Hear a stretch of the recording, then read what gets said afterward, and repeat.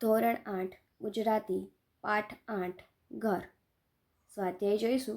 Question 1 વાતચીત. પહેલું છે, ઘર પાઠ વાંચતી વખતે તમને તમારા ઘર વિશે શું યાદ આવ્યું? તો ઘર પાઠ વાંચતી વખતે મને પણ મારું ગામડે રહેલું ઘર યાદ આવી ગયું કે જે મારા પિતાજીએ થોડા વર્ષો પહેલાં જ વેચી નાખ્યું. લેખકની જેમ મારા બાળપણનો મોટો ભાગ તે ઘરમાં વીત્યો હતો અને મેં મારો સુંદર સમય મારા દાદા અને દાદી તથા ગામડાના મિત્રો સાથે તે ઘરમાં વિતાવ્યો હતો. એ ઘર જ્યારે વહેંચાયું ત્યારે મેં પણ અત્યંત દુઃખની લાગણી અનુભવી હતી. ઘર પાઠ વાંચતી વખતે મને મારું જૂનું ઘર ખૂબ જ યાદ આવ્યું. બીજું, પાઠ વાંચતી વખતે તમે દુઃખની લાગણી અનુભવી ક્યારે? તો જ્યારે લેખકના બા ઓસરીમાં રડતા રડતા લેખકને કહે છે કે આ ઘર હું જીવું છું ત્યાં સુધી ના કાઢશો, હવે હું ઝાઝા દિવસ નથી. આ વાંચતી વખતે મેં દુઃખની લાગણી અનુભવી. આ વાક્યમાં લેખકના બાનો ઘર માટેનો પ્રેમ, લાગણી અને અંતિમ સમયમાં ઘર માટેનો ચુરાપો સ્પષ્ટ થાય છે. ત્રીજું, તમારા ગામડે એટલે કે વતનમાં તમારું ઘર છે એના વિશે કહો. તો મારા ગામડે વતનમાં અમારું ઘર હતું. થોડા સમય પહેલાં જ મારા પિતાજીએ ગામડાનું ઘર વેચી નાખ્યું. મારા ગામડાનું ઘર ખૂબ જ મોટું હતું. ઘરની વચ્ચોવચ્ચ મોટું ફળિયું અને ફરતે બધા ઓરડા. ફળિયામાં મોટા મોટા ઝાડ અને ફૂલછોડ હતા. એક ખૂણામાં 2 ગાયો પણ બાંધેલી હતી. ઓસરીમાં મોટો હિંડોળો પણ હતો. અમે આખો દિવસ તે હિંડોળા પર હિચકતા હતા. આમ ગામડાનું મારું ઘર ખૂબ જ સુંદર અને મોટું હતું. ચોથું છે, તમારે કોઈ આવું જૂનું ઘર હોય તો તમે શું કરો?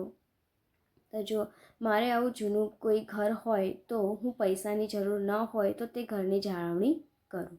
મારા ઘરના વડીલોની લાગણી તે ઘર સાથે જોડાયેલી હોય તો હું તેનું સન્માન કરું અને તે ઘર જાળવી રાખું.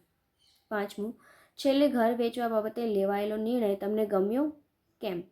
તો હા, ઘર વેચવા બાબતે લેવાયેલો નિર્ણય મને ગમ્યો કારણ કે લેખકના બાની લાગણીઓ, ઘણી બધી યાદો તે ઘર સાથે જોડાયેલી હતી. વળી તે ઘર તે લોકોને જાતે મજૂરી કરીને બનાવ્યું હતું, તેથી લેખકના બાને તે ઘર માટે વિશેષ પ્રેમ હતો.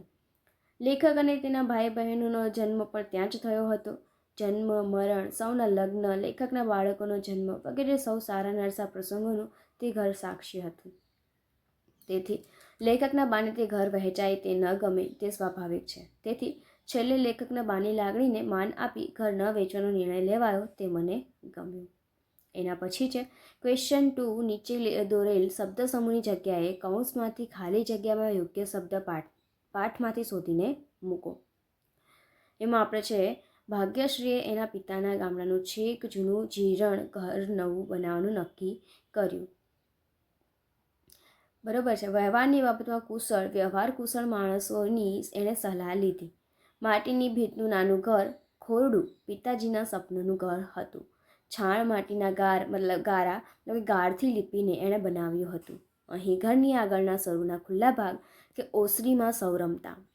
ઘરની પાછલી ભીત એટલે પછીત તો પડું થઈ રહી છે. ઘરની બાજુની દિવાલ એટલે કરો પણ ખાસી એવી ધોવાઈ ગઈ છે.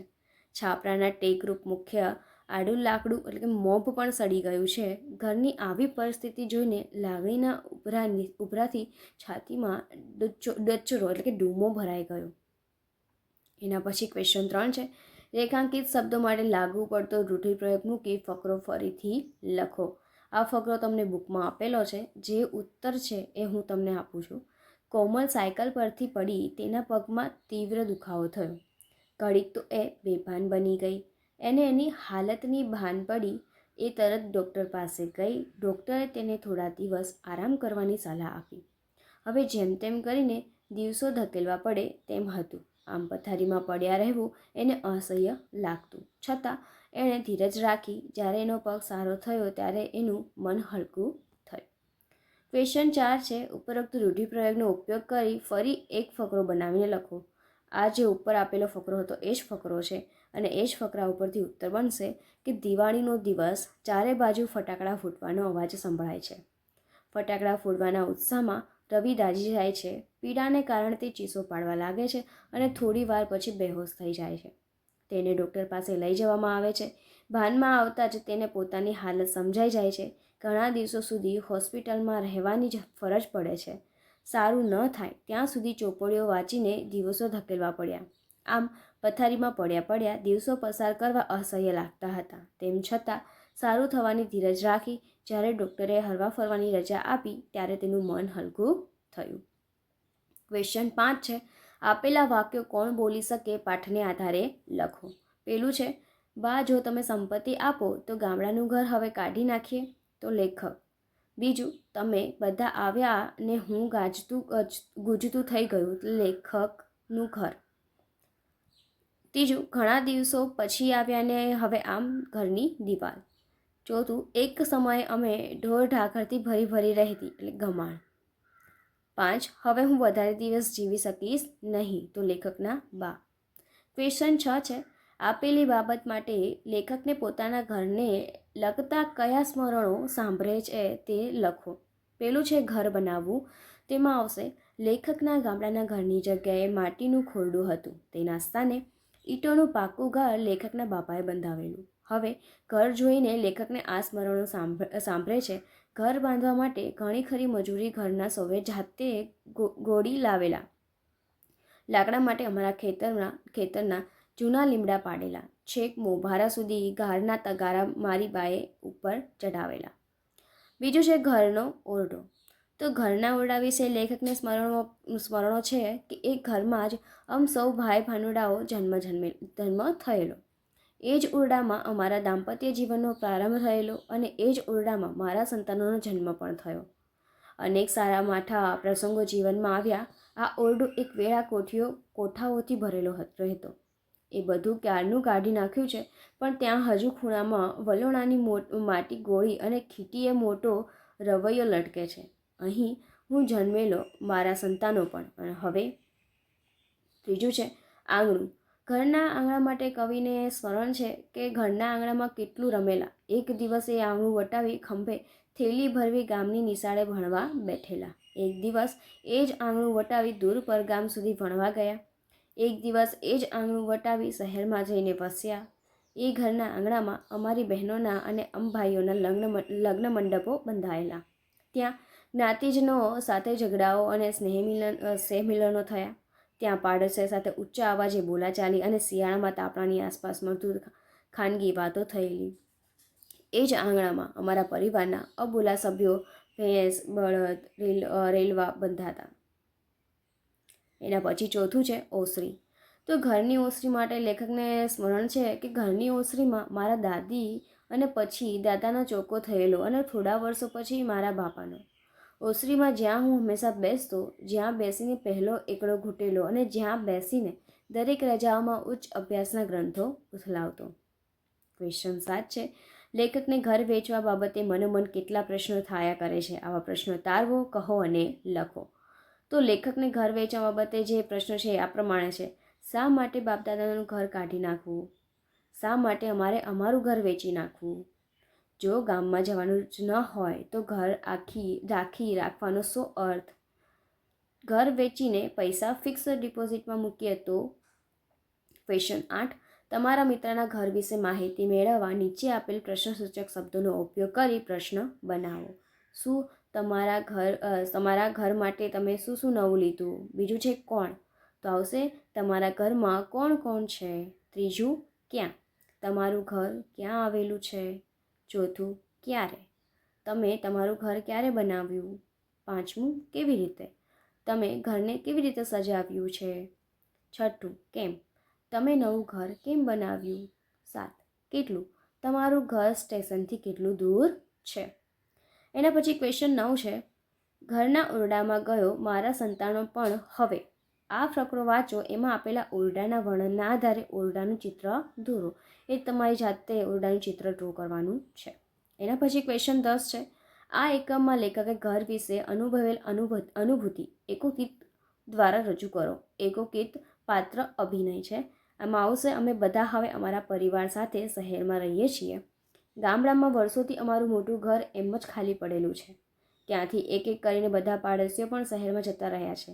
તો હવે તે ઘર કાઢી નાખવું હોય તો? આ વિચાર વારંવાર આવ્યા કરે છે. મારા બાની અનુમતિ પણ લઈ લીધી છે. વળી પાછું એમ વિચાર આવે કે તે ઘર બનાવવા માટે મારા બા બાપુજી અને ઘરના અન્ય સભ્યોએ જાતે મજૂરી કરી હતી. તેવા ઘરને કઈ રીતે કાઢી નાખવું? અમારા ભાઈ બહેનોના જન્મ, લગ્ન, અમારા સંતાનોના જન્મ વગેરે પણ આ જ ઘરમાં થયા હતા. તે ઘર સાથે અગણિત યાદો જોડાયેલી હતી. પરંતુ મન મક્કમ કરીને પણ ઘર કાઢી નાખવાનો નિર્ણય લઈ લેવામાં આવે છે. હવે જો ઘર કાઢી નાખવાનું જ હોય તો બાપ દાદાના તે મકાનમાં સૌ સાથે થોડા દિવસ રહીએ તેમ વિચારી અમે સૌ મારા બા સાથે ત્યાં ગયા.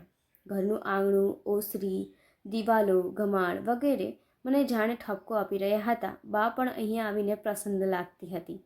મને પણ આ ઘરમાં આવીને જૂની યાદોએ ભરડો લીધો હતો.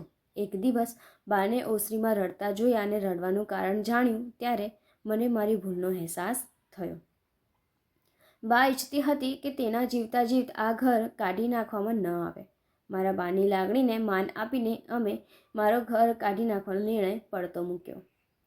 ક્વેશ્ચન 11 છે. પ્રશ્નના જવાબ આપો. પહેલું, લેખકને ગામડાના ઘરનું આકર્ષણ શા કારણે રહ્યું ન હતું? તો આવશે, લેખક પોતાના પરિવાર સાથે શહેરમાં સ્થાયી થયા હતા. તેઓના ગામડાના ઘર પાસે રહેતા જૂના પાડોશીઓ પણ ગામડું છોડી શહેરમાં સ્થાયી થઈ ગયા હતા. તેમાંના મોટાભાગના લોકોએ પોતાના ઘર પણ વેચી નાખ્યા હતા. ક્યારેક રજાઓમાં કે પ્રસંગોમાં ત્યાં રહેવાનું થતું તો અજુગતું લાગતું હતું. પાડોશીઓ પણ બદલાઈ ગયા હતા તો ત્યાં પોતિકાપણું પણ લાગતું ન હતું. આમ આ બધા કારણોસર લેખકને ગામડાના ઘરનું આકર્ષણ રહ્યું ન હતું. બીજું છે, લેખકના મનમાં ક્યારે વ્યથા જાગી, કેમ? તો ગામડાનું ઘર કાઢી નાખવાનો નિર્ણય લેવાઈ ગયા પછી જ્યારે ઘર ખરીદનાર માણસની ઓફર આવી ત્યારે લેખકને વ્યથા જાગી. તેઓ વિચારવા લાગ્યા કે શા માટે બાપદાદાનું ઘર વેચી નાખવું જોઈએ. ત્યાં પહેલાં માટીના કાચો ઓરડો હતો. તેના સ્થાને ત્યાં આ ઈંટોનું પાકું ઘર લેખકના બાપાએ બંધાવ્યું હતું. મોટાભાગની મજૂરી ઘરના સભ્યોએ જાતે કરી હતી. તેના માટે પોતાના બળદગાડામાં ઈંટો તાણી લાવેલા. ચણતર માટે ગાર કરવા ગામના આંબા તળાવની ચીકણી માટી જાતે ગોળી લાવેલ.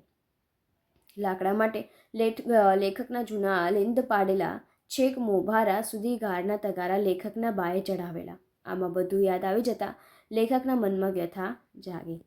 ત્રીજું છે, ઘર છો રહેતું એવું લેખકને સાથી થવા લાગ્યું. ગામડાનું ઘર રાખવું કે કાઢી નાખવું તેની અવઢમાં લેખક હતા. લેખક વિચારે છે કે જૂનું તો એ બાપદાદાનું ઘર એ ઘર જ છે, માત્ર 4 દિવાલોનું છાપરાનું મકાન નથી. મકાન પૈસાથી ખરીદી શકાય, બાંધી શકાય, વેચી પણ શકાય, પરંતુ ઘર એ તો ભાવના છે. તેને પૈસાથી ખરીદી કે બાંધી શકાય નહીં. તેથી ઘર છો રહેતું એવું લેખકને થવા માંડ્યું. પછી ચોથું છે, ઘણા વખતનું બંધ ઘર સાથી ખુલ્યું. તો લેખકે ગામડાનું જૂનું ઘર કાઢી નાખવાનો તેઓ નિર્ણય લઈ લીધો. તે માટે તેમના ઘરડાબાની મંજૂરી પણ લઈ લીધી હતી. ઘર હવે કાઢી નાખવાનું જ કહી તો બધા સાથે જ ઘરમાં થોડા દિવસ રહેવું તેવો વિચાર લેખકને આવે છે. તેથી લેખકના બધા ભાઈઓ સહપરિવાર તે ઘરમાં થોડો દિવસ રહેવા માટે ગયા અને આ ઘણા વખતનું બંધ ઘર ખુલ્યું. પાંચમું, લેખકના ગળે ડૂમો ભરાવા જેવું સાથી થઈ ગયું. તો ગામડામાં જૂનું ઘર કાઢી નાખવું તેવો નિર્ણય લેવાઈ ગયા પછી લેખક અને તેમના ભાઈઓ સહપરિવાર તે ઘરમાં થોડા દિવસ માટે રહેવા આવે છે. તે સમયે તેઓ આંગણામાં ખાટલો ઢાળીને બેઠા હતા. તે સમયે લેખકને તે આંગણામાં પસાર કરેલો સમયો યાદ આવવા લાગ્યા.